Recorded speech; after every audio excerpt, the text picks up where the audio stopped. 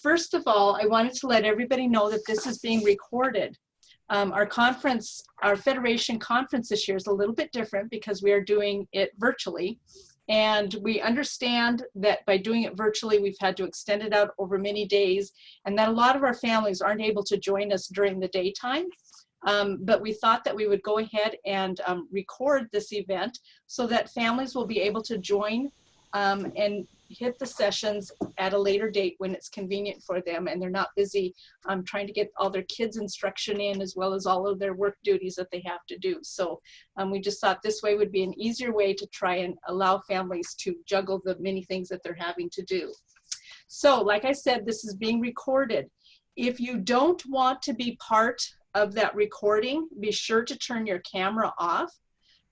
Generally speaking, it will only show who is speaking at the time. So, you know, the video of everybody won't necessarily be there. But if you don't want to be on camera, then please turn your video off. We are going to ask everybody who's not speaking to please mute their lines so that we don't have a lot of feedback. Sometimes it's very hard to hear when we have our presenters if you we don't have everybody muting their lines. Also, if you have questions, please put them in the chat so that we can get to those questions, and we will look at those questions in between things. I'm going to go ahead and introduce everybody that's supposed to be on this panel. I know that we have some people joining us, but I'll go ahead and do all those introductions. First with us right now, we've got Lisa Bergaard, who is a Director of Juvenile Services, which is a youth serving division of the Department of Corrections and Rehabilitation. Lisa has held that position since 2006. And Lisa oversees the operations of the Youth Correctional Center in Mandan, as well as the statewide community corrections supervision. And Lisa, you have been in that position since I came along early back when my Garrett was only 5 years old. So I still remember you from way back then too. So Lisa has been a longtime advocate for children as well. We also have with us Geri Teevans, and she is the Director of Special Education for the North Dakota Department of Public Instruction. And Geri has been working in the field of special education for over 40 years. She has worked with the department for the past 16 years. During 13 of those years, she also served as a secondary transition coordinator for the department and was the original founder of the State Secondary Transition Community of Practice. Geri has been the state director for almost 6 years. Geri is a member of the governor's appointed State Autism Task Force, the North Dakota State Council on Developmental Disabilities, the North Dakota Rehabilitation Council.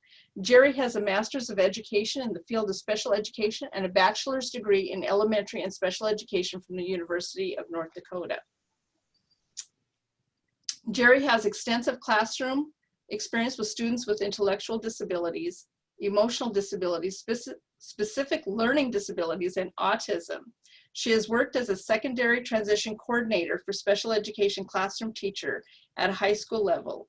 Geri has also taught in the migrant education programs at the high school and elementary level and has also taught kindergarten. So kindergarten, Geri probably brought you into all kinds of expertise with that. I just really want to thank both of you ladies for coming. Joining us hopefully soon will be Cory Pederson, and he is the program director for the Division of Juvenile Services. I'm sorry, he is the director of the Children and Family Services. He used to actually work with Lisa as the program director, and before that he was a director of the juvenile court in South Central District. And again, we know Cory for years and years of serving with children, mostly in juvenile justice, but now he's working over in Children and Family Services. And then we also have Kelli Ulberg, who is going to be joining us. And she is a Children's Mental Health Administrator for the Behavioral Health Division. Kelli is responsible for licensing the North Dakota Psychiatric Residential Treatment Facilities. She is also responsible, or she's also the chair of the Human Services Center Licensing, administrates the Voluntary Treatment Program, and is a member of the State Review Team and State Institutional Review Committee. She also assists in prevention and early interventions school pilot with Simile Middle School, and participates in many other programs and initiatives regarding children's mental health. So we'll go ahead and start. I don't know who wants to start, maybe Lisa. You're first one on my panel here, to go ahead and give us a little bit of an update. I think we're looking for maybe some updates and some new things that are happening within juvenile justice for children, and also some things that are happening with kiddos in general, and some other thoughts that you would have for us. We do have families and professionals as well, and I think I've heard Lisa present just recently, and she's got some pretty exciting things happening in children's juvenile justice. So thank you. Thanks, Carlotta. Yeah, so I don't know how old Garrett is now, but I probably wasn't the director of the division. I was probably a regional manager then, but it has been a long time, hasn't it? I see Cory's connecting now too, so that's great to have him here. So I think what you might be referring to is all the work that we're doing with the Juvenile Justice Commission, and our work to really tackle, in conjunction with the North Dakota Juvenile Justice State Advisory Group and the Judiciary Committee, Interim Committee, we've tackled a project this summer to propose some fairly significant changes to the Uniform Juvenile Court Act. We're basing those changes on the results of a preliminary evaluation that we've conducted with the Council of State Governments Justice Division, who has extensive experience with states in modernizing and bringing a research-based, evidence-based approach into juvenile justice systems, but also into what their juvenile justice codes look like. And so I'm so glad that Cory's here with us now, because he's been a significant piece of the work group, and he can fill in anything that I miss. But one of the sort of fundamental things that we spent the summer doing was pulling the Uniform Juvenile Court Act apart, so that so abused kids, neglected kids, deprived kids, and unruly kids were all sort of in a train right down to delinquency in the same chapter.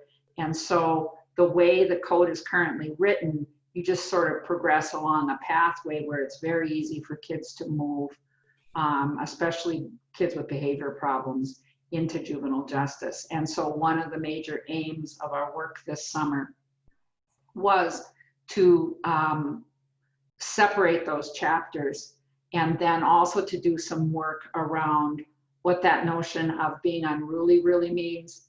And so we've really worked hard to create a chapter for kids that are in need of protection, and kids and families that are in need of services, and really sort of move away from that ungovernable position, and then keep the delinquent kids over where they belong, separated from other kids who might have behavioral problems for reasons other than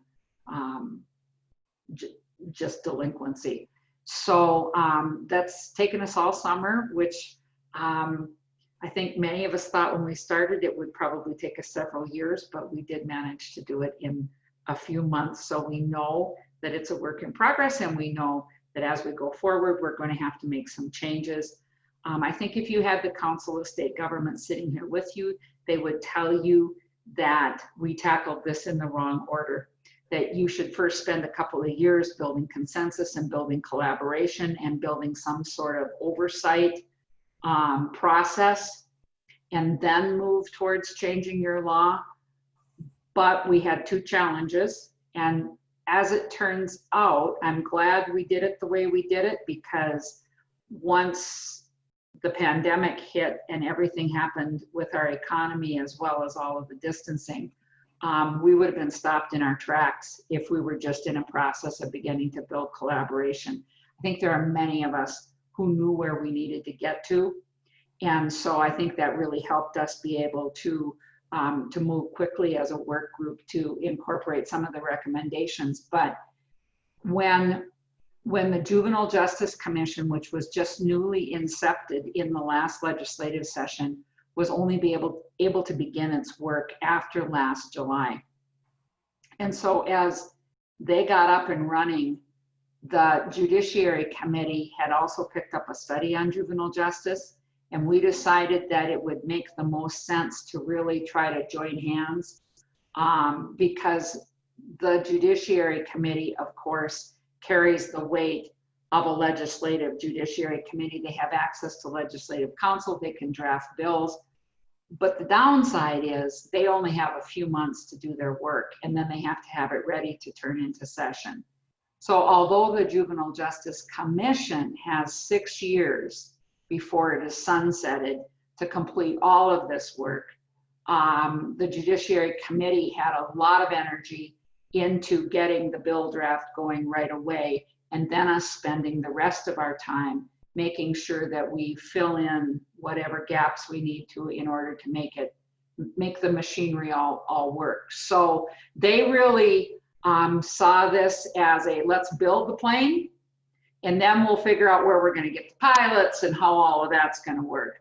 And so that really has been Speaker Clameen's sort of driving momentum, and we decided that as a Juvenile Justice Commission to join hands with that and go ahead and do it this way. I think this is, like I said, I think this is opposite of maybe how the Council of State Governments has done their work previously. But then since when has North Dakota ever done anything like everybody else? So we will be presenting the bill to the Judiciary Committee on Thursday. It's about 112 pages long, so it's a significant effort.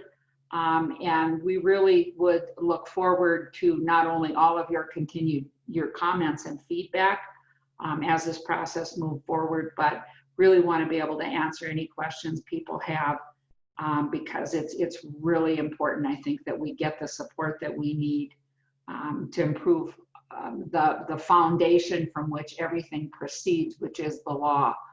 Because this really is, like I said, this is the plane. And this is what you can do and what you cannot do. And so when we start looking at those practices that are harmful or those practices of which we should do more, this is from whence that shall spring. So we want to get this part right. Once the interim judiciary passes the bill on Thursday, then we will be waiting until session before we can make any more amendments, unless they decide to just carry it not as a committee bill, but with an individual legislator. If it goes under an individual legislator, then we can continue to do our work as a work group, and we could do some modifying between now and session. So I'm not sure how that piece is gonna turn out, but I would really encourage you to, once this is kind of out there, make sure you take a look at it and let us know what you think, because this is going to be we're all in this together kind of moment. Is that what you were hoping I would talk about, Carlotta? Is there something else you'd like me to speak to? You know, I think that is the biggest news that we've had in juvenile justice in a long time. And quite frankly, Lisa, I'm also very, very excited about the legislation. And everybody that I've spoke to has been excited about it as well. And then also probably the only thing that they're worried as it goes forward is that services are in place, that when families used to call and need juvenile justice for that help, is that help still going to be available? Well, so I think, you know, I really appreciate how you put that, because so central to what we did was really looked at whether or not you should need to call law enforcement to get access to services for kids. And so the process as it currently stands is you call law enforcement, and law enforcement makes a referral to the court, and then the court sorts kids out and kind of herds them where they should go. So why should you need all of that? Can't we just build a process where kids can just go where they should go or where they were going to go anyway? So rather than looking at this as, oh no, we don't have services, I'd venture to say a number of those services are there. We need more. But all this does is prevents your kid from getting cited and then having to move through the court process before they get the service that they need. So I think we all think of it as the only way to services is through the door of the court, when that shouldn't have to be a thing. And so that's a piece of what, when the Council of State Government talks about like modernizing and updating and just smoothing the pathway, any one of us should be able to access the services that are available for our children without having to involve law enforcement. Like, I mean, if my kid has a hole in his tooth, I don't call the police and have the court say, you know what you need is a dentist. I'm gonna fix you up with one. I mean, we would never get services for our kids that way. And so why have we sought mental health and behavioral health and other kinds of services for children and families in this really, I mean, when you think about it that way, it starts to look kind of bizarre.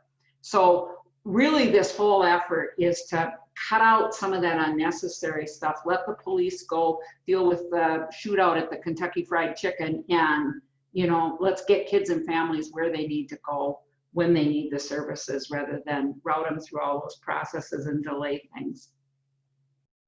I realized that was probably a little too soapboxy, wasn't it?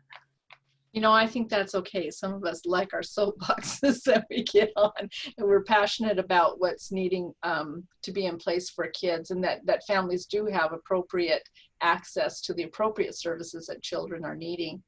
And I would say that probably in general, Lisa, most of the calls that families had were when families were in crisis, and we didn't have all that long ago. I mean, I know that in Kelly's shop at the Department of Human Services and Behavioral Health and the Human Service Centers are trying to gear up more of that crisis response statewide too. So that will have a huge impact there. And I think a lot of times too, another avenue in was possibly in schools when things weren't going well for kids. You might get calls from schools who were having a difficult time, again, dealing with the crisis that was going on. So a lot of times I think that our children were having reactions that were a crisis response type of thing and we were needing to respond. And I think that there just probably wasn't a lot of additional services and support in there. I love kids, Kelly. This is wonderful. Howdy. Hi. This My is name is great. Hank. What is your name? Hank. Hi, Hank. Welcome. Welcome. So well, I'm glad that I got to go before Kelly and her adorable children, because this is like, you know, following the animals on the Johnny Carson show or something. We've got a dog down here too. We've got a dog down here too. Okay, so even better. And my mom's got one more children, but he's at daycare. A lot more children, huh? No, just one more, not a lot more. I have one more. He's gonna get more pretty soon. No, don't be starting rumors. My goodness, child. Okay.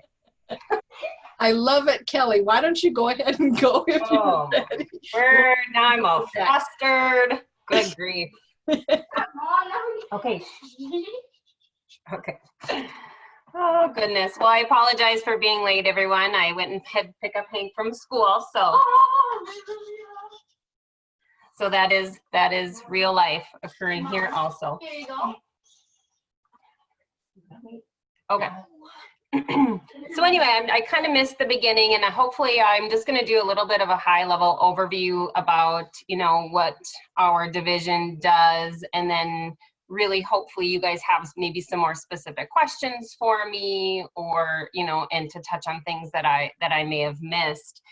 But my name is Kelli Ulberg, and I'm the Children's Behavioral Health Administrator with the Behavioral Health Division. And so, And so we really are a policy and administration division. And so one of the biggest things for me is I really work to align our initiative efforts to really what we focus on in regards to our global behavioral health strategy. And really it focuses around three things: supporting the full continuum of care, improving access to home and community-based services, and then also reducing criminal justice involvement for individuals with behavioral health needs. So with that, that's kind of our big overarching. I also am responsible for a lot of the licensing that not only includes licensing of our 8 human service centers within the state, but also licensing of our 6 psychiatric residential treatment facilities. Those fall under me, but also within our division, we have other licensing of like all of the substance use treatment facilities here in the state also, not by me, but by somebody else here in our division.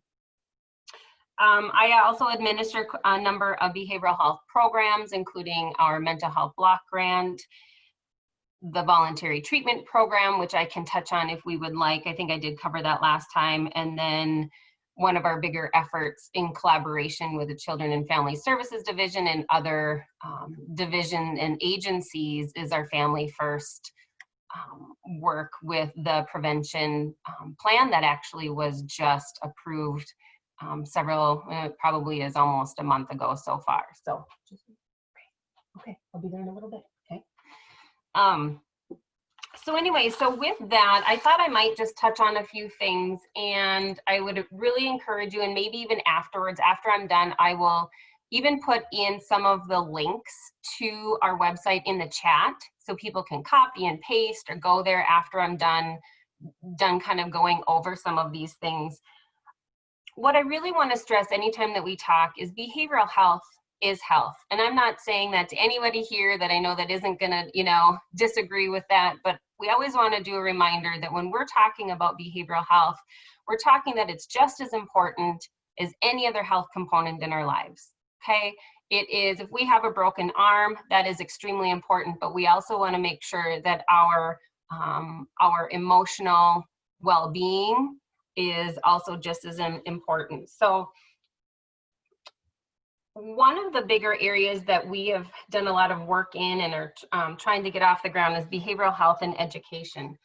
And I will post this in the chat, as I did say, but we have launched a brand new website.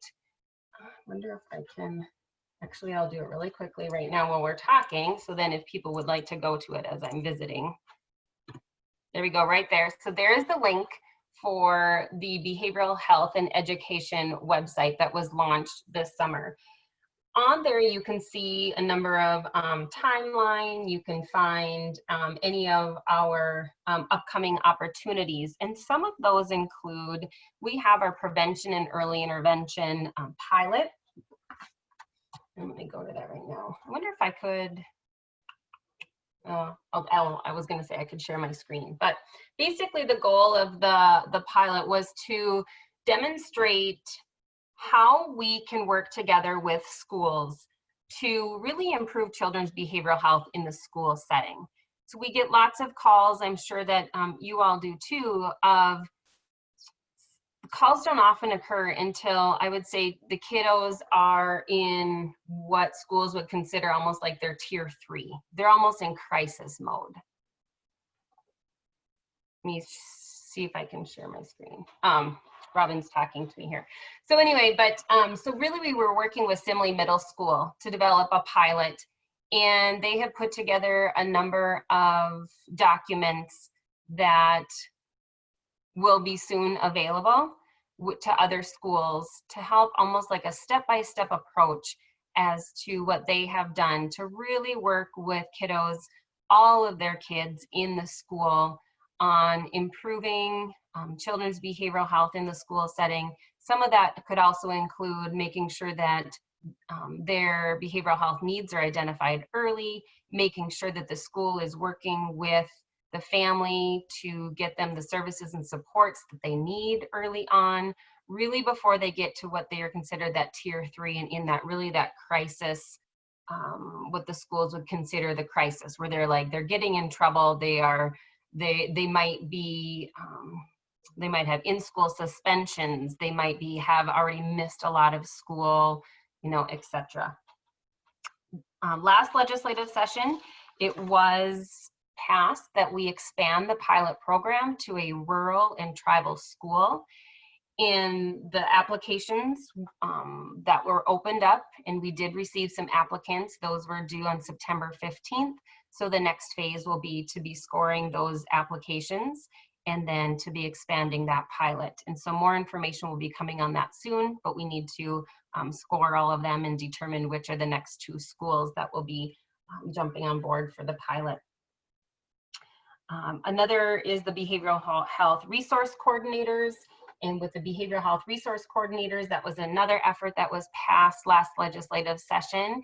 And it required every school to identify an individual as the behavioral health resource coordinator. And it's our division's job then to make sure that we are getting information, resources, different support to those coordinators. And then it's their responsibility then to share that with the appropriate individuals in their school.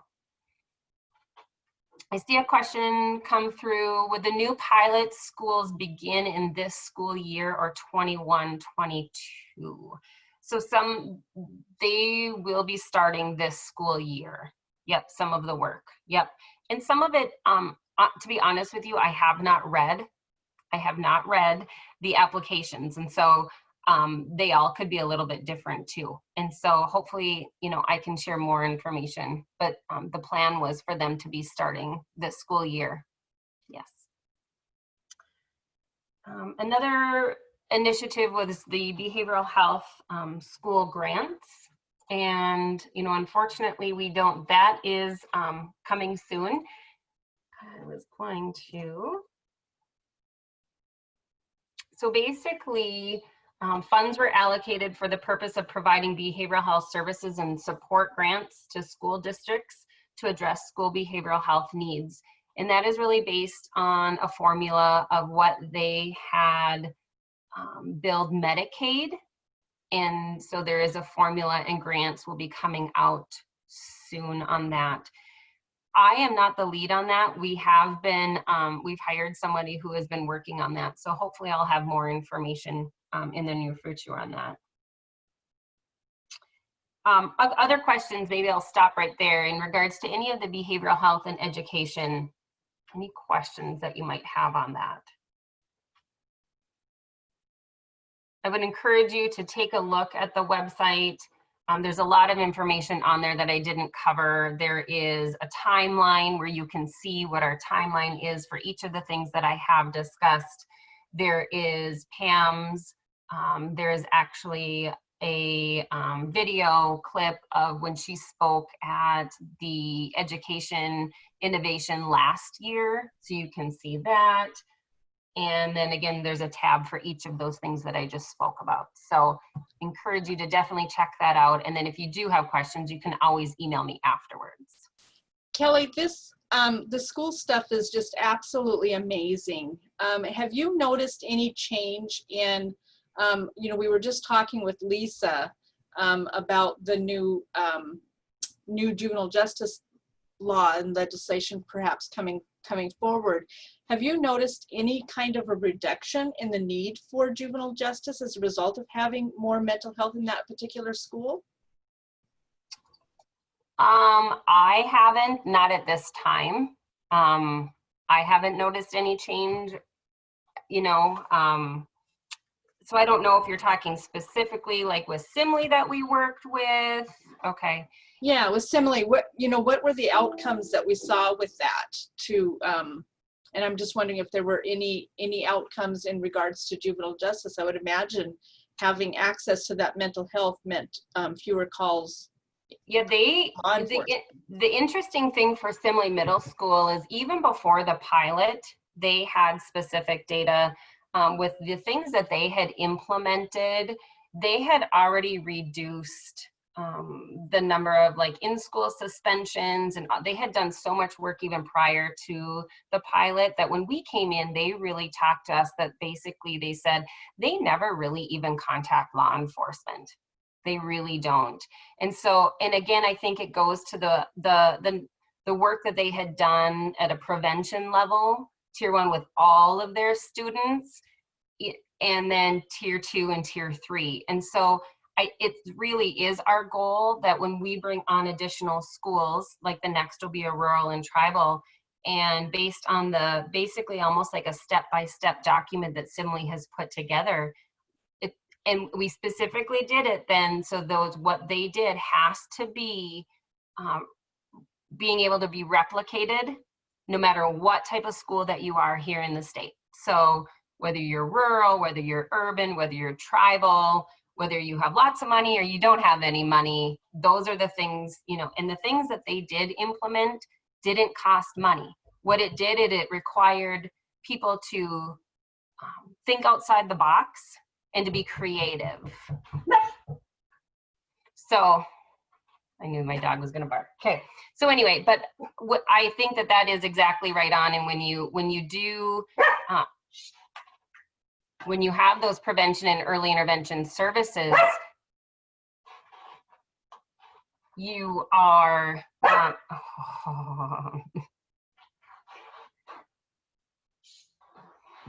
when you have those prevention and early intervention services, you really are changing, absolutely, and you're changing that trajectory of those kiddos, and the need for law enforcement involvement in the school is drastically decreased, absolutely. Are they doing, I mean, I know that they've gone out, but are they doing a lot of outreach to other school districts too, to kind of show how they've been successful with the different things? Like, you know, you talked about the school-wide approach, and certainly that is one that we advocate for wholeheartedly, because we know that it reduces lots of things like seclusion, restraint, calls to law enforcement, you know, all of the crisis and all of that. So I know that Simile has been working with all of the other, Russ Reel has done a phenomenal job in visiting with all of the other schools here within Bismarck Public School District. I also know that when we receive phone calls, we do refer quite a few to Russ, and he's very open to talking with other school districts and other individuals as to how they even started, you know, some of this. So even though a school may not be, let's say, another pilot school, he is absolutely open to visiting with other schools to help them basically start doing what they were doing. Yep, absolutely. And so very much involved with Bismarck Public Schools, you know, and it definitely is a mind shift change. You know, it's a big change. You know, Simile Middle School doesn't have bells. They don't have bells. They don't have transition bells. They have very flexible schedules. It's very person-centered, very trauma-informed. You might have a kiddo in which he or she may need an additional, almost like a physical education in the afternoon. And so they offer Taekwondo then for those students. And so there's a large number, and that is something that maybe even in a future, Russ Reel would be happy to even share some of their successes. And again, I can't even attribute it to the pilot. A lot of their successes had been implemented even before the pilot, so. thank you. Yeah, I think it's incredible, the amount of success that they've had. And I'm glad that he's willing to share that. Did you have anything else, Kelly? Really, I just wanted to share a couple of different things in regards to the COVID-19, some of the resources that we do have. Once I'm done here, I'll do the same thing. I'll post the link in there. But again, we have an employer toolkit. We also have a new toolkit, Parenting During an Epidemic, that has been very valuable too. And then there are a number of other programs such as Project Renew. And I don't know how much people might know about Project Renew. So I don't know how much time, but I'll just post those in there. And then if we have time to come back to it, certainly we can, or if people have some time as they're looking and have some additional questions, I will remain here and I can be happy to answer questions here shortly. So.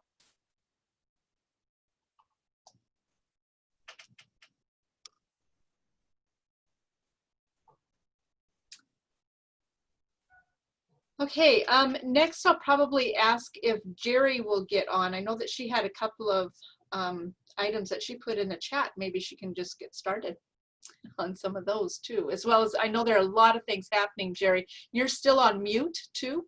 I know there are a lot of things happening. Geri's been very, very busy.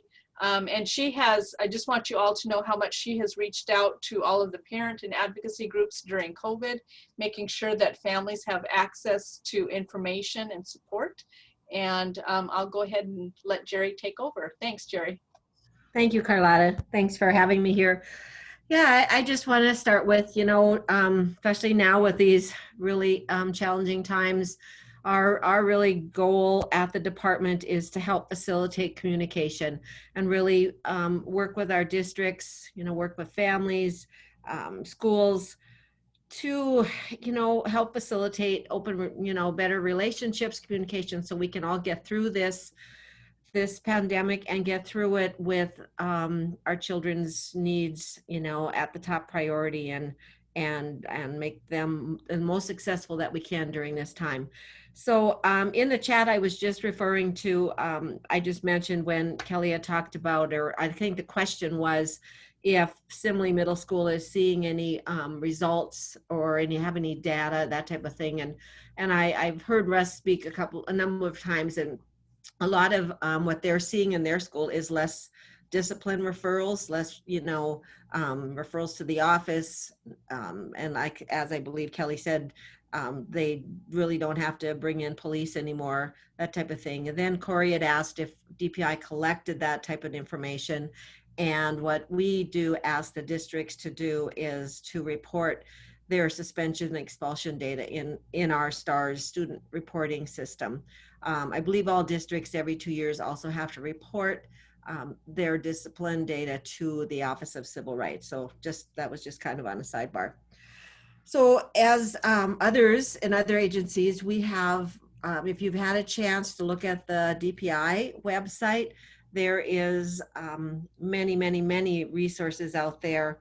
And there's a Q&A, and there is a special ed section. Then we do have a special ed tab where we have some panels for other resources. And so our goal in the Office of Special Ed has really been to listen to the concerns, listen to and help problem solve. And then if we can create a resource, a guidance document, an informational paper, whatever it might be, that could assist, parents as well as districts through some of the situations that come about, whether it's from distance learning, the hybrid method, that type of thing. And as Carla did mention, so we've been holding webinars monthly, webinars for our special ed offices, and also then webinars for our parent support groups. And these have really helped us get a sense for what are some of the concerns out in the schools and in the families, and make whatever connections we can make. And there's been some nice collaboration between our agencies, whether it's Behavioral Health Division, Family Services, the most recently some collaboration with the Developmental Disabilities Division, and some of their guidance as far as when in-home or family support can be provided for families if they are, their children are being served through distance learning and they may need respite care or need some more in-family support. So I think us just better understanding our various agencies' responsibilities under our various laws has helped us, kind of facilitate better communication and hopefully better support for families. We also realize under this time that it's difficult to do some of the scheduled activities, as a state special ed agency or our state education office. One of our primary responsibilities is technical assistance and professional development. And so during this time where everything is done via virtual, mostly anyway, we've had some challenges as far to how to provide professional development, just as Federation of Families right now is providing this conference virtually. We went to, once a year, we usually have a special ed conference or institute, really was designed for new special ed teachers originally, and then it caught on so well that it we've opened it up to any special ed teacher. But this year, what we've had to do, because we couldn't have an on-site one, was to develop monthly webinars. And the last count, we had 300 people who had registered for that. And it's not just teachers.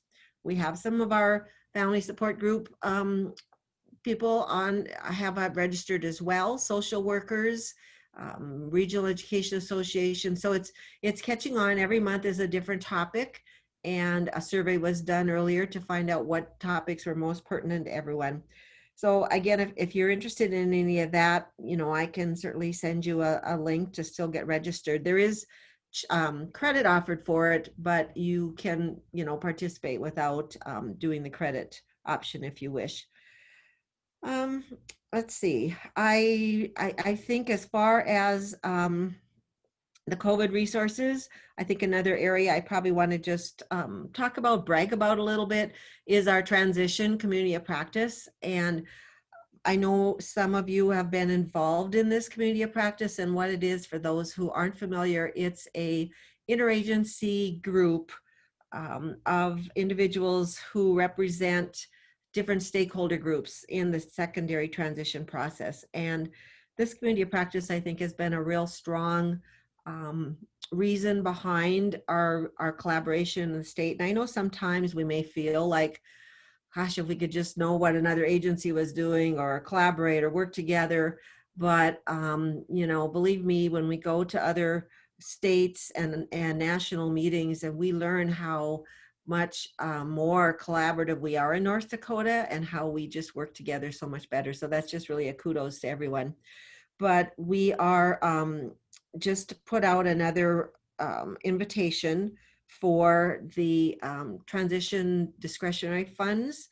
And these are really extra dollars that we set aside each year for projects that schools, other agencies, it's open to just about any agency or parent group or the REA, school districts, special ed units, around a project that is going to help youth be career and choice ready when they leave school. And so I invite you to take a look at that. We've had some really nice projects in the last several years around transition.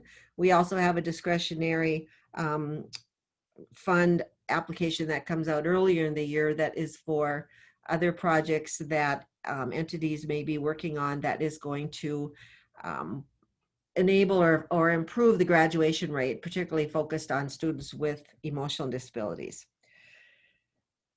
And what else do you have any particular questions or areas that you would like me to address, Carlotta?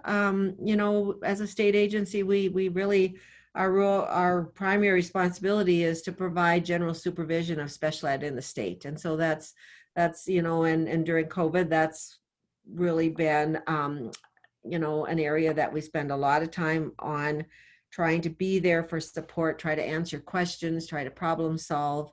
We've funding, there's been ESSER, the Elementary Secondary Education Relief Funds. Those have been rolled out through our DPI office, not specifically designated for special education, but the opportunity for special education and the general ed to collaborate there and use funds for special ed purposes has always been there. We have an early childhood professional development grant opportunity out right now. And this is giving each special ed unit the opportunity to apply for $3,000 to use where it may be either to update their assessments for their pre-K assessments. It can be used for family engagement activities, any type of area that maybe they need more emphasis on, likely because of the result of COVID. Geri, if I think one of the things that we've kind of seen by a multitude of families, one would be when the restart was happening and kids were kind of going back in, families were having a difficult time calling together an IEP team meeting. That oftentimes that was something that they were told that they couldn't have right now. And also needing to have more support for those kiddos, especially when they were, when we were doing the hybrid model of education. So some of the kids were having to engage in their distance learning, and those kids might need a lot of extensive support in doing their virtual classrooms part of things, and not really having the supports figured out yet. I know that there was something that you had just sent out with the DD division with the Department of Human Services about how, how those services and supports might be in place.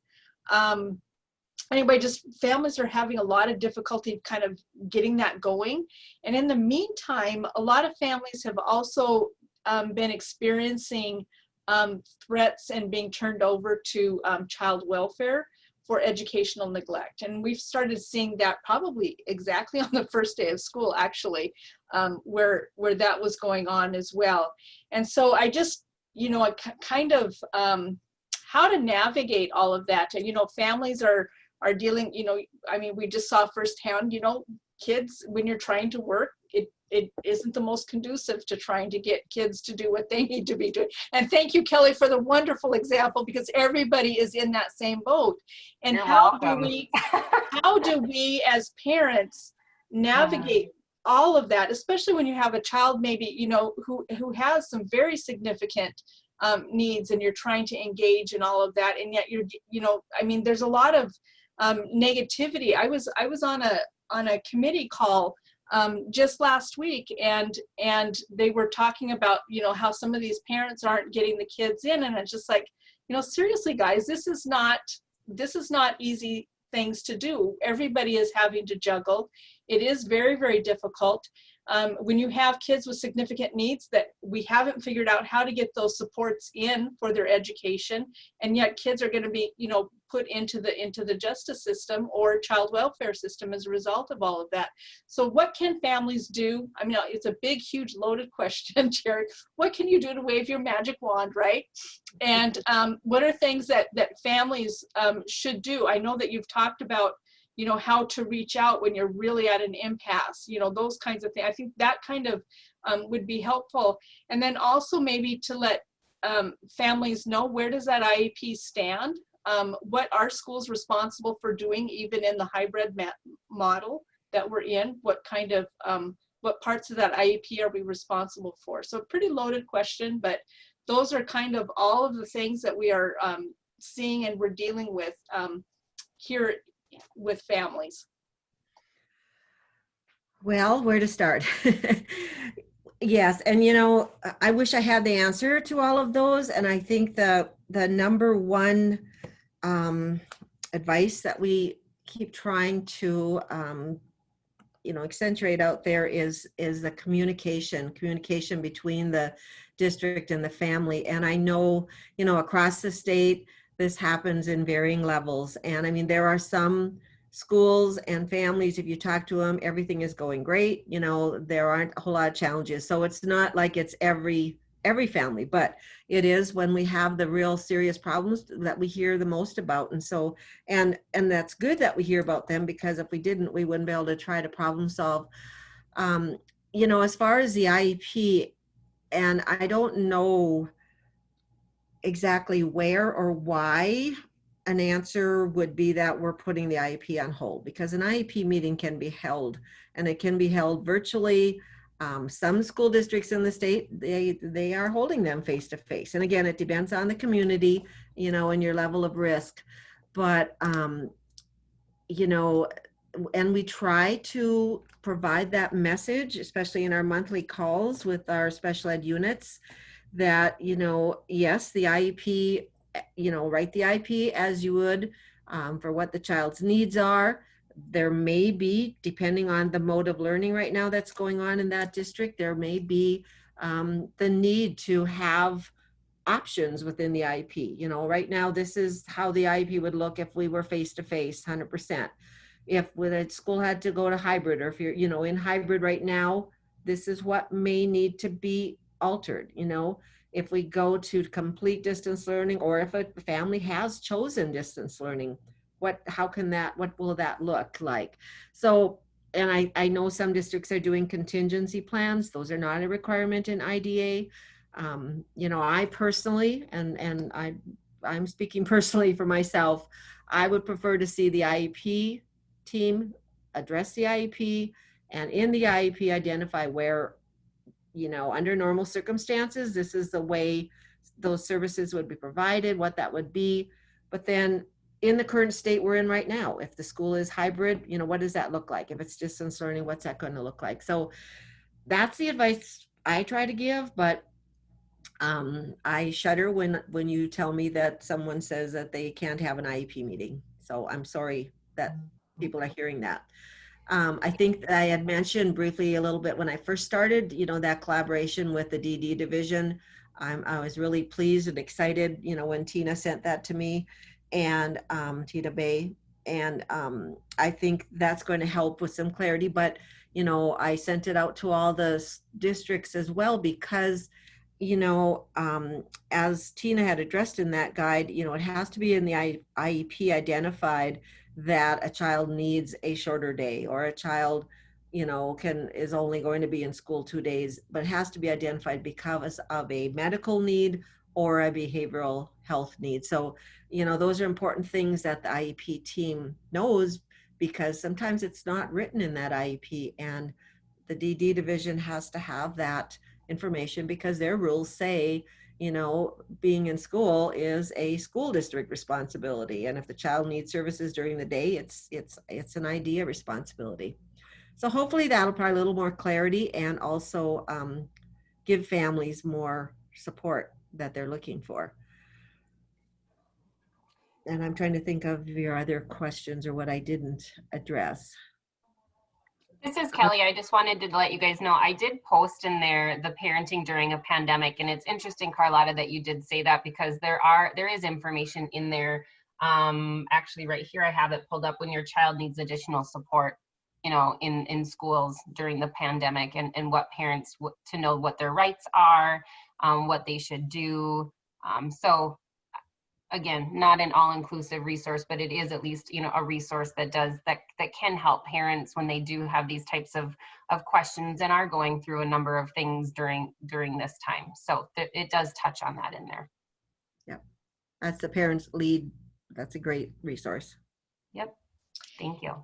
And I really, you know, again, want to thank Geri for all that she's done to reach out and make sure that families have access to information as well.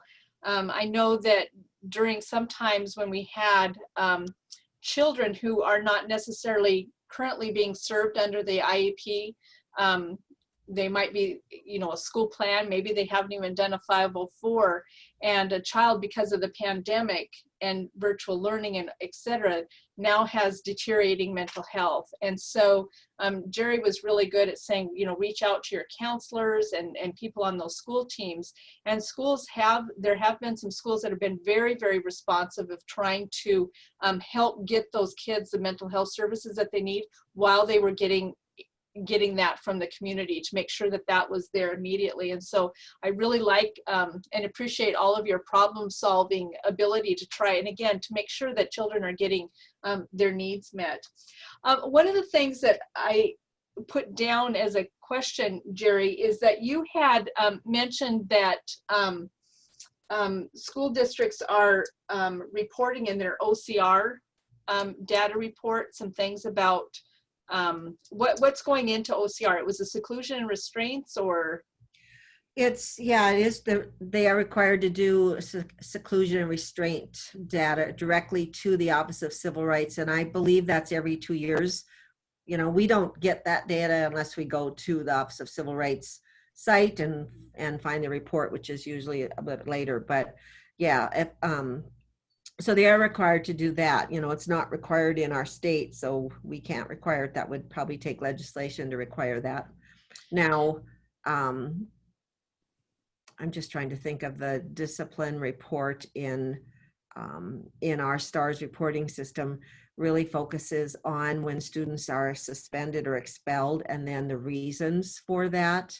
And then the districts need to identify how many times, that type of thing. And we are improving that a little bit so we can get more specific special ed data from what it was in the past. So we're kind of in a transition right now, but. One of the things that happened, it was interim hearing regarding the education study, and when a larger district had talked about that they do not report to OCR unless they are subpoenaed, their records are subpoenaed. And so I was a little bit thinking that that was kind of contrary to what was supposed to happen. Yeah, I'm not sure. I don't think the individual who was testifying was accurate on that. Maybe she wasn't aware of the district's responsibility to that, but that wasn't accurate information. Right. So do we know, I mean, I know that you say you don't really get it. Do you know how many school districts are participating in supplying that information? I don't know if anyone in our department gets that. That's a good question. I've never heard. I mean, other than going out to the Office of Civil Rights website, and you can look up the numbers in the states. You know, you can get the information that way. And so I believe it's by district. So I guess if a district didn't report, it would be represented there. No report, that type of thing. Okay. And then I see Cory popped on, and you had talked about families being reported for neglect because they're not getting the children to school, or they're not, I think it's mostly that the distance learning, they're not getting their work done or that type of thing. And Cory could probably address that a little bit more. I know he's working on some, I don't know if you call it guidance or information that will make that more clear when a neglect report should be filed and what things to consider. I was just on one conversation, so I think Cory may have a little more information to share on that. That would be great. And this happened, I think, you know, I know that we talked to Cory earlier, and just last week we had, I had a meeting with the Alliance for Children's Justice Committee come forward, and a lot of folks there were reporting that they were having an increase in those educational neglect calls, just so that's increasing. Yeah, I can just speak to that a minute. So yeah, we're getting more calls. I wouldn't say we're getting more reports, but we are working on some messaging to go out to not just the zone, human service zones, but also to the school districts. We had messaging out, and I think it's still on the website actually, from when we first went into kind of this COVID response of distance learning back in March. And it seems like forever ago, but we did have some, because we got educational neglect like in March when kids weren't engaged in school the first 2 weeks of COVID when kids got sent home. So we did do some messaging there, and we're doing some more messaging. I'm kind of doing some joint work with DPI on that. We hope to get that out to schools and zone staff next week.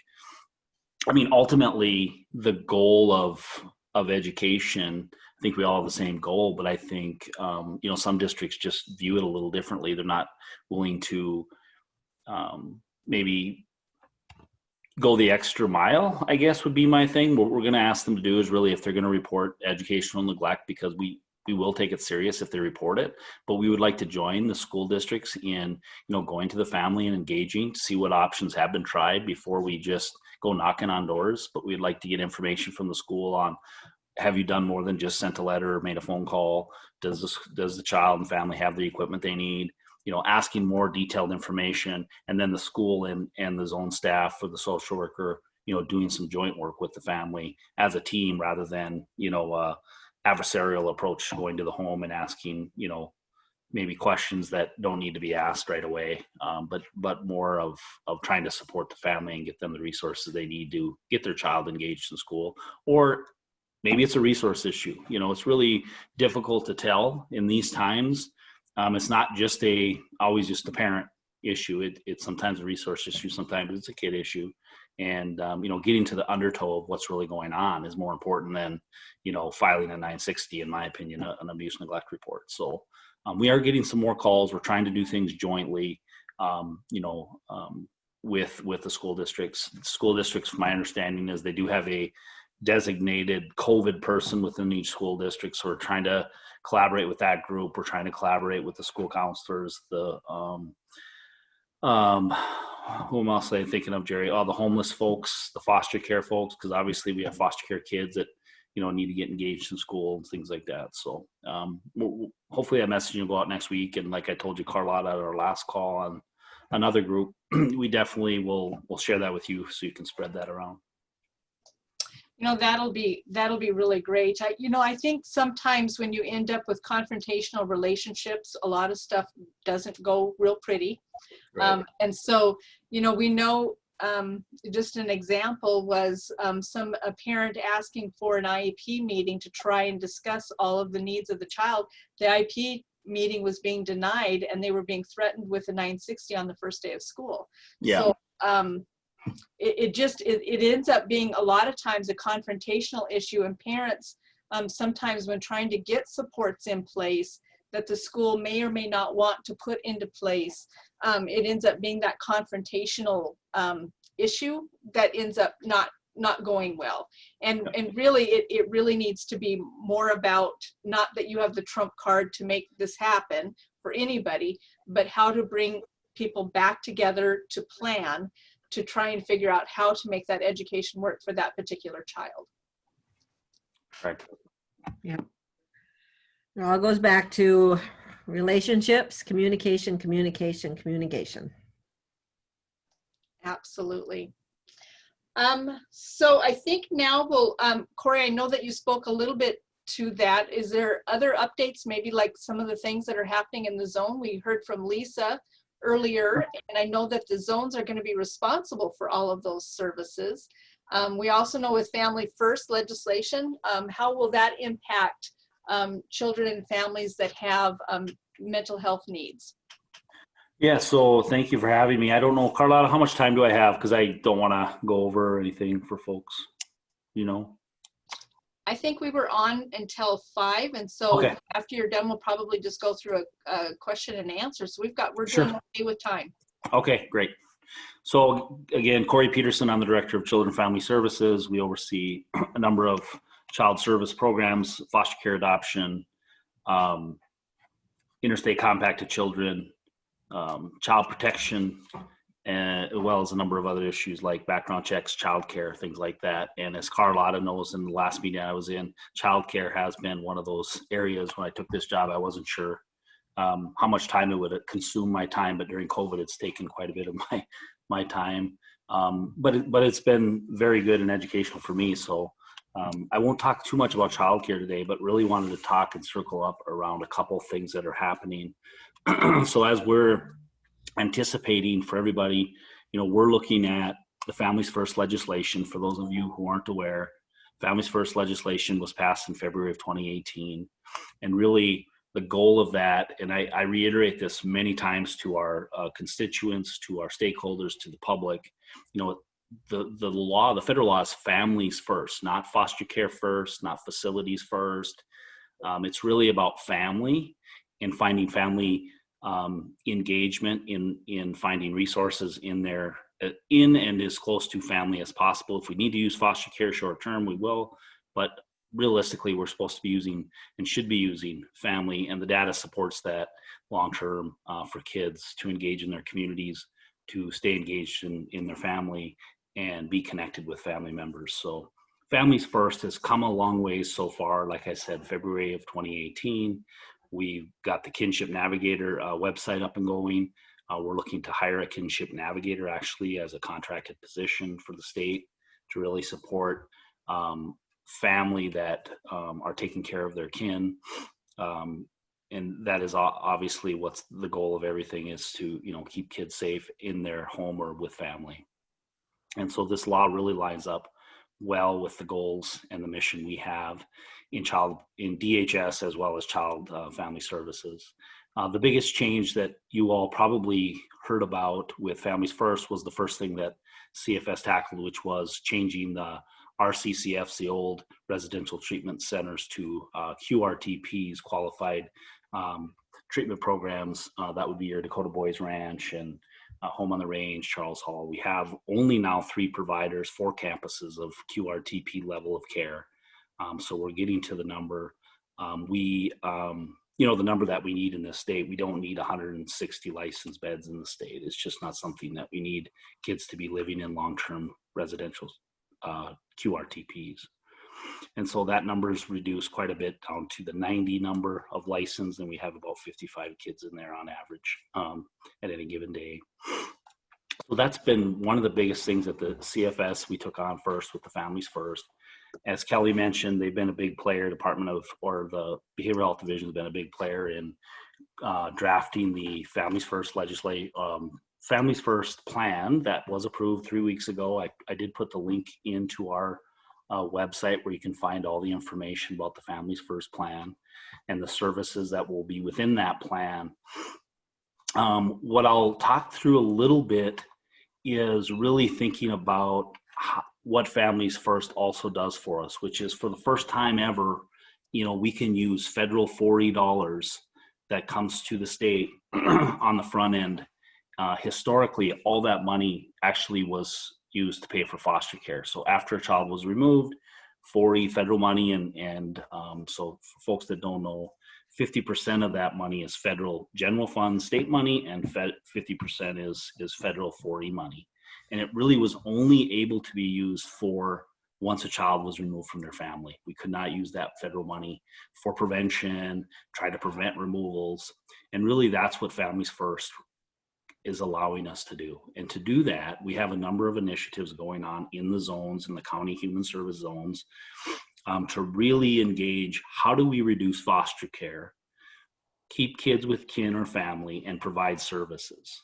And so, in today's world, for any of you that, watch legislative things, we're not able just to raise our budgets, millions and millions of dollars to provide all these services. So really what we have to do is reduce foster care safely. At the same time, roll that money and put it in the front end. And really where we're going to try to put most of that for the Families First funding is in a couple of things. The mental health component for behavioral health will be in the programs such as the Home Builders Program, FFT, multi-systemic therapy, child parent interaction therapy, brief systemic family therapy. So those types of therapies, and those are for those, 0 to 17, some are just a 12 to 17 program, but those are the evidence-based models that we're allowed to use this program for. And so those are in the plan, they're approved to be used. We can use the money for that. So now what we're going to be looking for is to really build training and a way to get providers and our agencies to really provide those services, so we can, build more robust services in our communities to prevent children in need of services without having to remove them from their homes or their communities. And so those are like the mental health, behavioral health kind of programs. The other is the home visiting programs that are in the plan. So we have a number of those that we're already doing actually in the state. And so those are for the littles, the 0 to 2s, the 0 to 4s, the home visiting program, the nursing program, home visiting program as well. And you can find that, like I said, on that link that I provided, the services that are in the Families First plan that we'll be able to utilize. So where that process is at now, and Kelly's team has been a part of this, pretty big part of this as well. Lisa's got Tony Kozajet on the team as well. They're building we're calling the portal, where people can go in and register, sign up to be a provider, as well as individuals can sign up to get service and find services. So we're in the middle of building that. Our hope is, fingers crossed, everything, gets where we need it to go. IT magic comes with us, and we're all playing ball in January of 2021 to start the process of having the people trained, having folks ready to apply to be in the portal, apply to be a provider in the state to provide these services for kids and families that are at risk in our communities every day. So that's really the families first, and I know I went over that really quickly, Carlotta, but I can certainly take questions as we need them. I can certainly come back and present to any groups that are interested. The piece that I really want to talk about also, though, is how do you get to this risk-averse model of, you know, when kids are unsafe in the field, how do we get away from always pulling them out and always putting them with, you know, non-kin, stranger foster homes, as I call them, facilities. That's really been the model for many years. I was guilty for doing some of that stuff too, putting kids probably in places they shouldn't have been over time. As research has showed us, you know, where do kids need to be long-term is with family. So what we've done is we've done a lot of redesign work in the zones. I'll get to the law thing that Lisa talked about in the beginning. I was a part of that work group, but one piece I really want to touch on is, you know, the zone social service staff, you know, doing child protection work, doing in-home case management, foster care case management are really somewhat of a risk-averse job, right? So they see a lot of bad situations in homes. And what we really got to do is have them make the paradigm shift to still identify what unsafe looks like, still identify what a present danger situation looks like, and then can you safely plan around that danger and keep the child with family, or do they have to come out? Rather than let's pull them out and then let's plan for how do we ever get them back. Historically, and data tells us that once kids get removed, they're very difficult at times to get back home. Parents give up. They don't go to the services they need to go to because they don't feel they have a chance to get their kids back. We see a lot of that, and we're seeing kids stay longer in foster care. Our numbers of foster care are way above the national average. So how do we do that? So right now we're in the process of, we've redesigned child protection services, and now we're in the process of training the entire state. This is our third week. This is our third cohort training going through the safety model that they will all be trained on, and we will go live December 14th. I'm going to try to share my screen. Let's see if I can do this.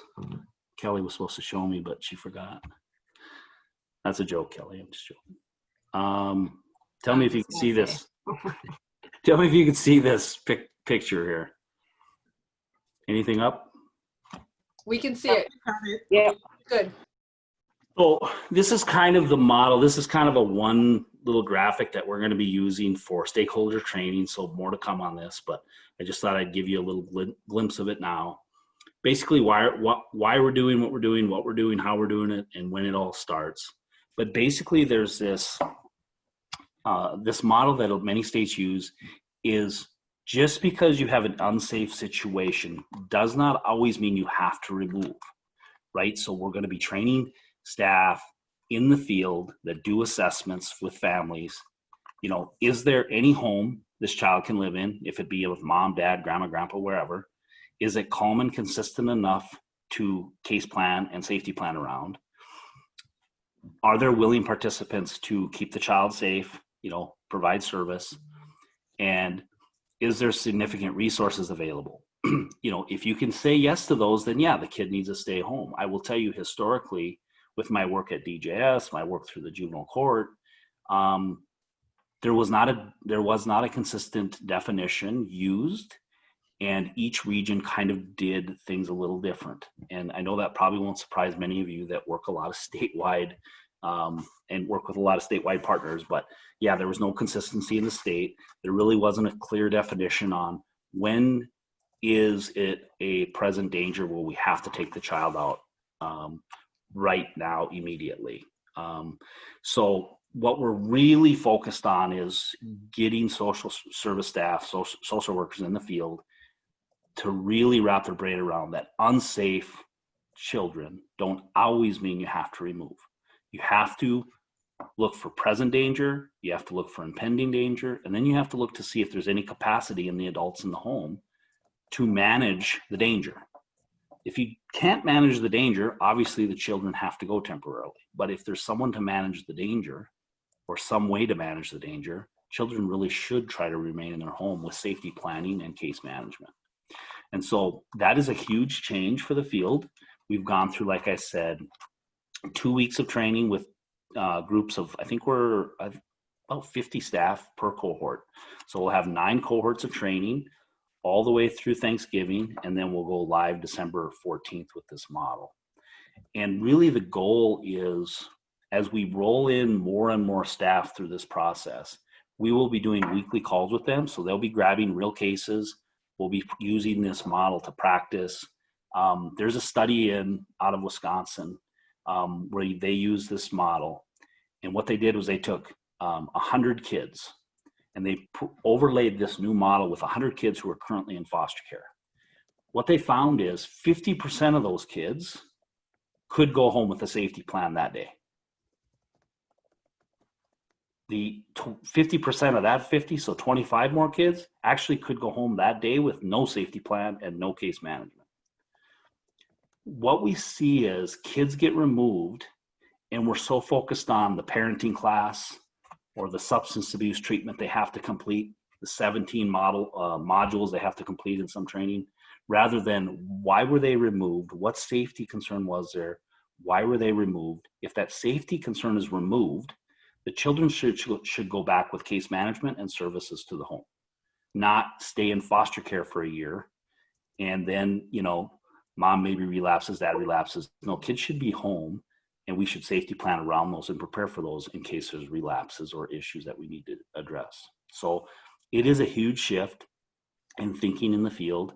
It's going to be a huge shift for some of our stakeholders in the field. I can think of some of our school districts. I can think of some of our law enforcement folks. So we'll be doing a lot of things around that. The other thing we're working on in this redesign work is we're going to have a centralized intake for child protection. So we're going to have a 188 number for people who can call and report child abuse and neglect. And you may be in Bismarck and you may be talking to someone in Minot, but basically they're taking your information. They're doing what's called a full kit, getting as much information as we can, because once it hits the CPS worker, the child protection worker, they don't and shouldn't have the time to go back and ask more questions. They need to take the information and go to that home immediately to see what is safe and not safe and how to protect. So what we found out over time as we've redesigned child protection is so many times a CPS worker would get the abuse neglect report and they'd have to go dig for more information.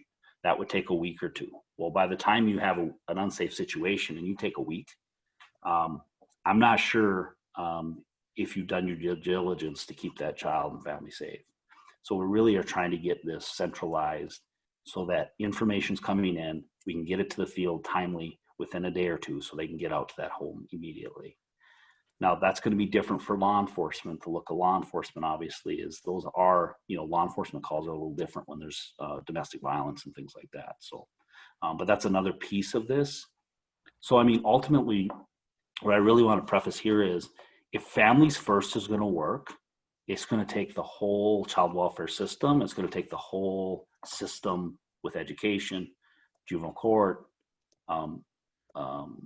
even Department of Corrections. We all have to buy into that families are first in this.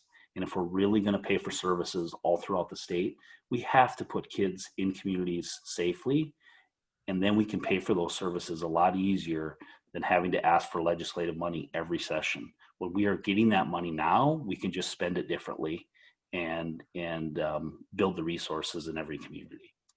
So that's really what I wanted to talk through, Carlotta, today. I don't know if you have other items you'd like me to talk through or not. Having to find my mute button. I think that was really good, Cory. I know that if people have questions, I want them to please put them in the chat while we have everybody. But I am really so appreciative of the people that we have at the state level. Lisa, Geri, Kelli, and Cory really do work together and have very nice positive views about families and trying to make sure that our children are getting the services that they need. I think you can see why we do this state level panel is that there's so much connectedness with our children. Our children, we often talk about them. These are the kids that are really multi-system kids. And I think you can see that clearly in how something that happens with Kelli impacts school, or whatever is happening, you know, maybe with Lisa in juvenile justice is going to impact what's happening with school and or mental health and or Cory's shop. So it all really interplays. And I am really, you know, I think they've all mentioned or whatever is that, especially Geri, in the amount of collaboration we have amongst agencies is really quite nice here in North Dakota. I think people really do work together very nicely and try to have those improvements that are needed. And I'm not seeing any questions in this chat, but I'll give it a couple of more minutes here. Like I said, we are recording this, and there may be some more questions that come up, and we will shoot them off to you. I thank you all for the also providing the links that we had to a lot of additional information. And so if there are some additional questions that you have, we've got their contact information up here. We are also putting and I think Robin had put in a survey monkey.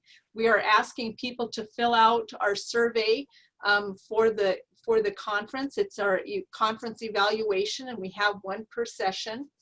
And again, I know that we haven't quite figured out exactly what we're going to do, but we will certainly collect questions that we have for all of you panels. I know this is a different way of doing it because a lot of our families will be viewing this at a later date.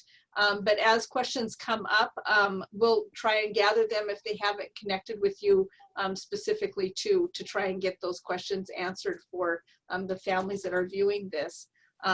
Once again, thank you very, very much for participating. I really appreciate Cory, Geri, and Kelli, Lisa, all of you coming in and giving information.